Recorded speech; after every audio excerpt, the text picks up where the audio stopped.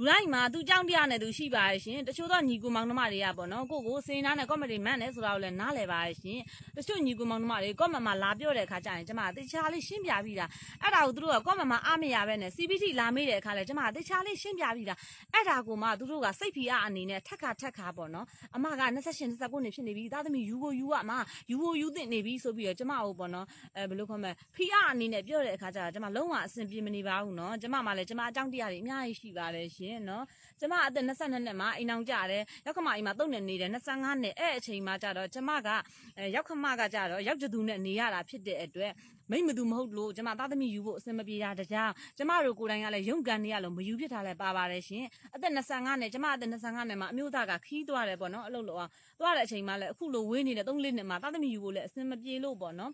အဲ့တော့ကျမကပြောချင်တာကကျမလည်းအသက်အရွယ်တစ်ခုရောက်နေတာဖြစ်တဲ့အတွက်သိပါတယ်နော်သိလားကိုယ့်ရဲ့စိတ်အနေထားတစ်ခုနဲ့တောင်ဖိအားတွေရှိနေတဲ့အခါကျတော့တချို့သူတွေပြောချင်တာကကော့မမပေါ့နော်ကော့မမပဲဖြစ်ဖြစ်ဒီတက်တော်မှာပဲဖြစ်ဖြစ်ကျမကလေပျော်ရွှင်မှုတွေအဆင်ပြေမှုတွေကိုပဲချပြချင်တာနော်ကျမကဘာလို့လဲဆိုတော့ကျမရဲ့အဆင်မပြေမှုတွေကိုချမပြခြင်းဘူးဘာလို့လဲဆိုလူတိုင်းပြုံးပျော်နေပါစေလူတိုင်းဘူးတူတရပါစေဆိုတဲ့အတွင်းမျိုးနဲ့ပဲပေါ့နော်အဲ့ဒါမျိုးလေးကိုလည်းပြောတာဖြစ်ပါတယ်ရှင်ကျမလုံးဝအဲ့ဒီအချက်ကိုလုံးဝမကြိုက်ပါဘူးနော်ကျမအကြောင်းတရားနဲ့ကျမရှိလို့ပြောပြီးသားပါရှင်နောက်တစ်ခုကကြတော့အမကအမျိုးသားရှိကိုလိုက်သွားမှာတချို့သူတွေစင်းသားလည်းပြောရဆိုတော့လေအမနားလဲတယ်နော်နားလဲတယ်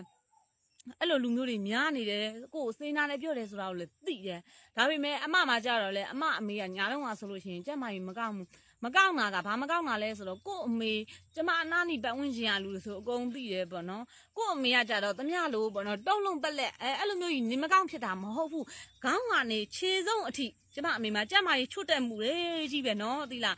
အဲ့တော့ဒီလောက်ချင်းကြီးနဲ့ဒီလောက်ချင်းကြီးအကြီးဖုန်းနဲ့မကားမဆိုလို့ဒီလောက်ချင်းကြီးအကြီးနဲ့ကျမအမေရဲ့ကျမကြီးပစ္စည်းတွေအများကြီးခေါင်းကနေခြေဆုံးအထိအစင်မပြေဘူးပေါ့နော်အဲ့တော့ကျမအားကြောင့်မလို့ကျမအမျိုးသားရှိကိုလိုက်မသွားတာလဲပါတာဖြစ်ပါတယ်ရှင်အဲ့ဒါကြီးကိုပေါ့နော်တချို့သူတွေကကြတော့လာပြောတဲ့အခါကျတော့ကျမလုံးဝမကြိုက်ပါဘူးနော်သိလား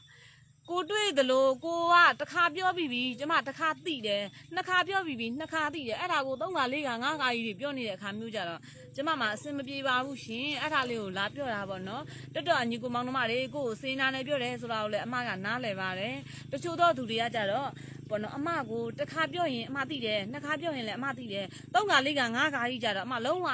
ကိုအဆင်ပြေမနေပါဘူးရှင်အပြင်မှာလည်းအဲ့ဒီအကြောင်းနဲ့ပတ်သက်လို့ကျမကိုလုံးဝလာမပြောပါနဲ့နော်ဖုန်းနံပါတ်လည်းကျမအဲ့လိုနဲ့ပတ်သက်လို့လုံးဝလာမပြောပါနဲ့ရှင်ကျမသေချာလေးပြောပြပြီးတာနော်ဒီလားအားလုံးချစ်ပါတယ်ရှင်ကျေးဇူးလည်းအထူးတင်ပါနော်ဟိုဂျပန်ကောက်မှာမတင်တာကကြတော့ပေါ့နော်ဒီဘက်ကောက်မှာဒီလိုမျိုးတွေပြောလို့ရှင်အဆင်မပြေမှဆုလို့ပါနော်တတာ